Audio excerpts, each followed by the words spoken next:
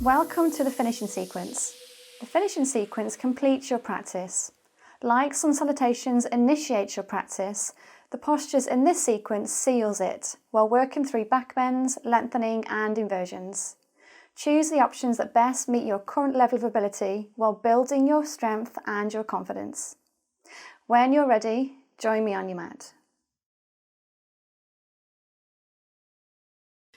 Let's begin by rolling down onto the floor, beginning the finishing sequence in bridge pose. So take your heels towards your bottom, your fingertips towards your heels, lifting and scooping your pelvis up to the ceiling on an exhalation,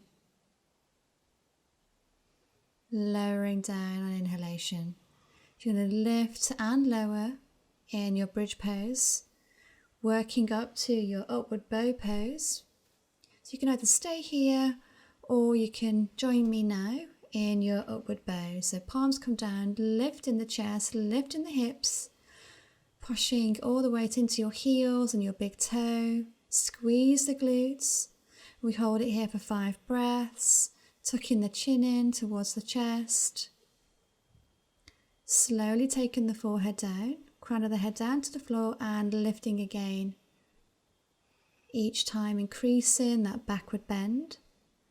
Otherwise you'll be going up and down in your bridge pose. Final time, walk the fingers in towards the heels a bit closer, lifting the energy high. In the finishing sequence we have lots of back bends and lots of inversions. So we always begin with Urdhva Dhanurasana, which is our upward bow. Slowly come down, squeeze the knees in towards the thighs. We're going to rock from side to side and then slowly roll up, moving into Paschimottanasana, forward fold, flexing the feet, toes towards the ceiling, lengthen out the spine, chest starts to lengthen towards your thighs. Bring your gaze towards your toes. Bend the knees if your hamstrings feel tight. Slowly reaching forward to clasp your fingers around your big toes, lifting your elbows high, eye gaze towards the toes. Use the exhale to slowly deepen into the stretch, into the asana. Finding your seated meditation.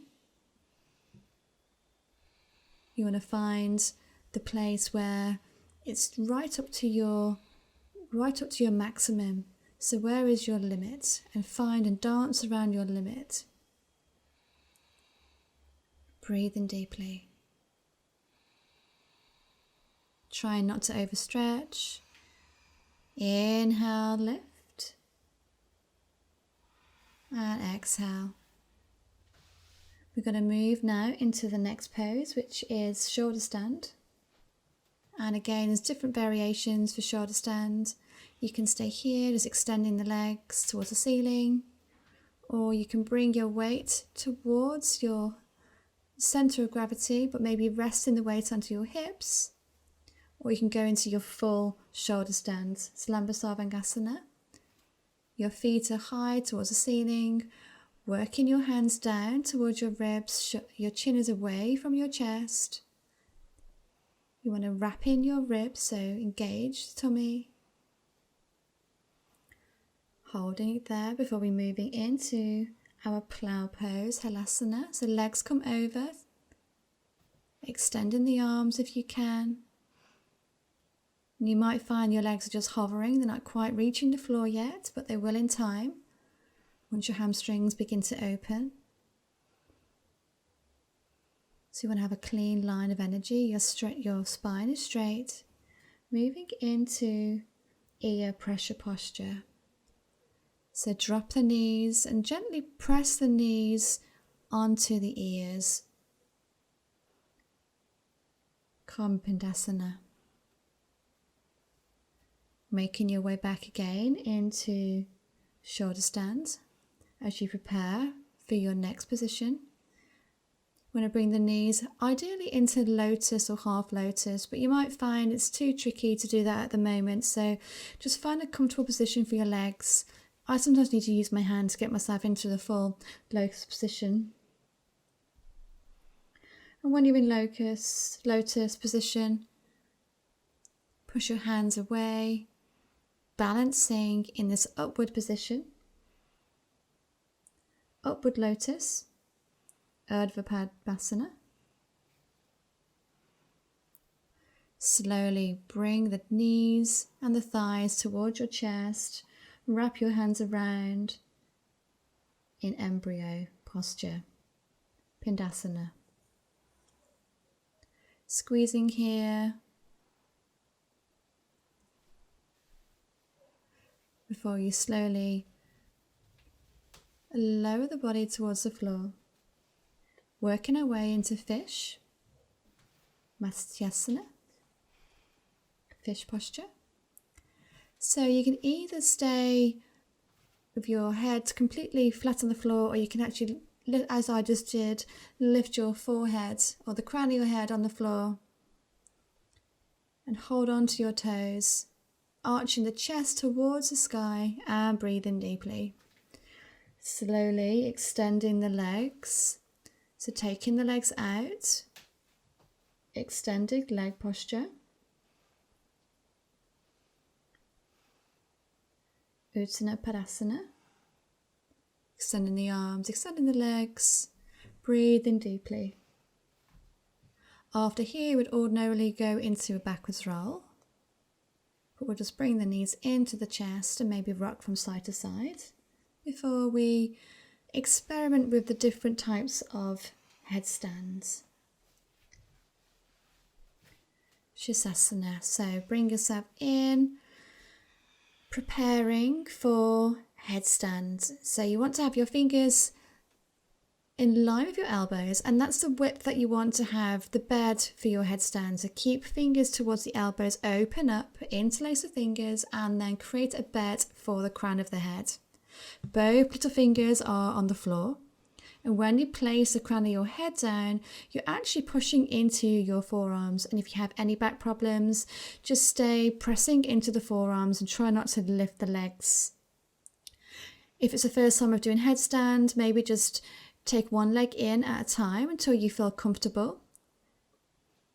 Finding your balance, your center of gravity, maybe even playing by lifting one leg at a time. But again, you want to make sure that you're really pushing your weight into your forearms before you even attempt a lift. Maybe take both legs in together before you attempt the full headstand. So you can start with your knees in before you then extend towards the ceiling, or you can extend both legs out before you lift. So coming in and then slowly lowering down. So there are your various different options. And now we will go into our headstand. Taking the legs out and lifting, trying to keep them straight all the way up, holding your balance. Breathing deeply. Holding this for as long as you can. Usually it's 10 breaths. And then lowering the legs, extending out in front of you. Holding it here. Before lifting all the way up towards the ceiling and then slowly lowering down.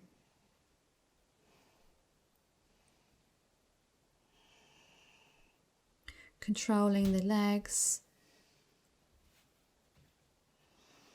Resting down in extended child's pose. Taking the hands so they're behind you, in line with your feet. Forehead pressed onto the floor. Integrating all of those postures that came before. Well done. Moving into bound lotus posture.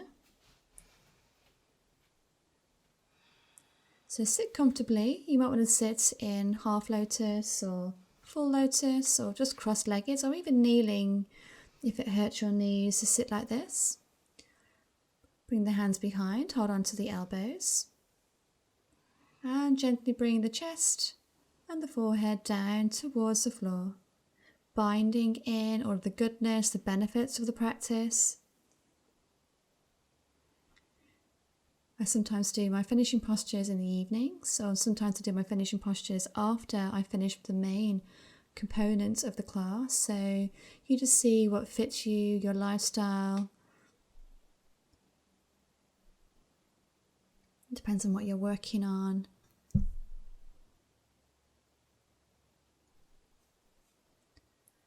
So breathing deeply, integrating all of the benefits of yoga. Moving into Padmasana, Lotus posture. So extending the last 3 fingers and bringing the forefinger and thumb together. Taking a few moments.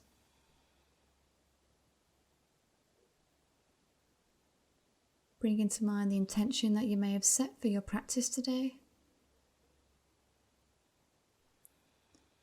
Allowing the body to come back to its natural point of balance. Finding your peace, finding your mind is becoming more calm. Your body feels more restored. Centering yourself on the mat before you continue your day or your evening, whenever you've managed to take this class.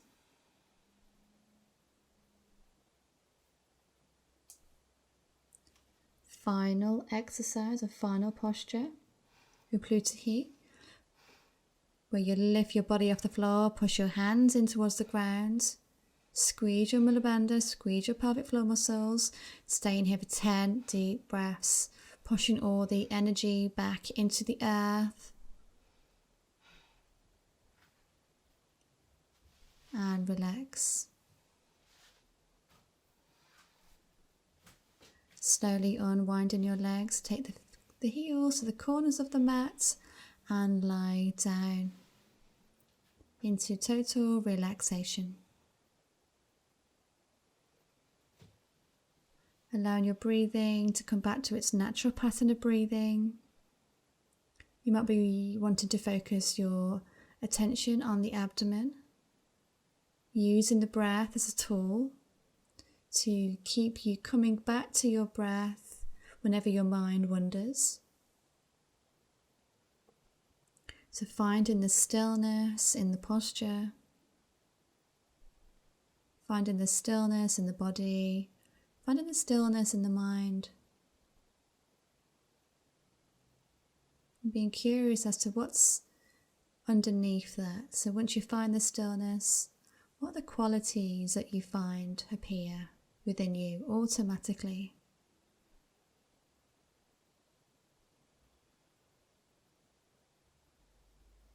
So just noticing as your mind begins to rest, your body feels rested.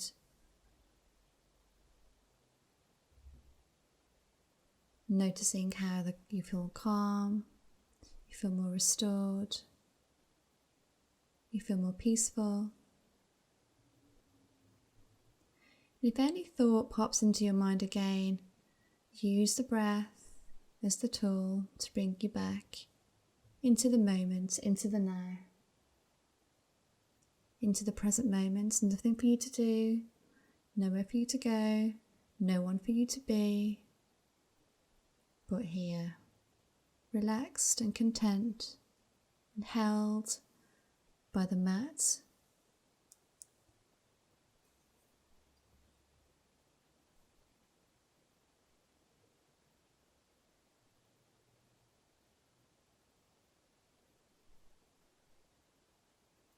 You can stay here for as long as you'd like to, as long as you have before the busy day begins.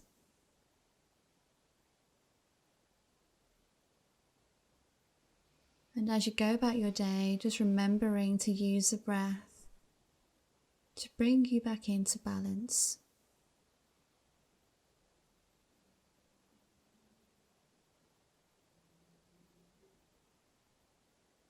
Inhaling deeply through the nostrils, exhaling through the mouth, allowing everything just to release, muscles to release.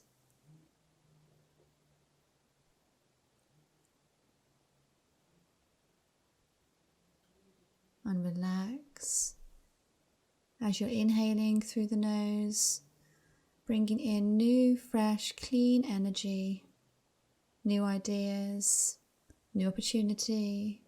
As you exhale, allowing any old emotions and old thinking and old ways of being just to start to roll down your arms.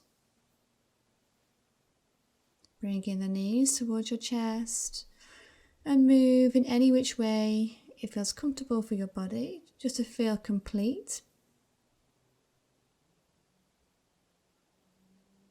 Moving slowly. Just roll over onto your side and slowly push yourself up towards seated.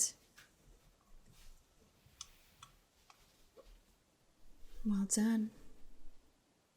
Bringing your hands to your heart center, your thumbs to your forehead. Allowing yourself to have new, fresh thinking, clear clarity, new thoughts, kind, loving thoughts for yourself and others. Bringing your hands towards your throat, allowing kind, compassionate words for yourself and others. And now your thumbs towards your heart center, unconditional love for you and all those around you. Connecting the body with the mind with the body. Pushing the thumbs towards the forehead. Pushing the thumbs towards your heart center. Well done. Thank you for practicing with me again in these finishing postures. Have a wonderful day. Namaste.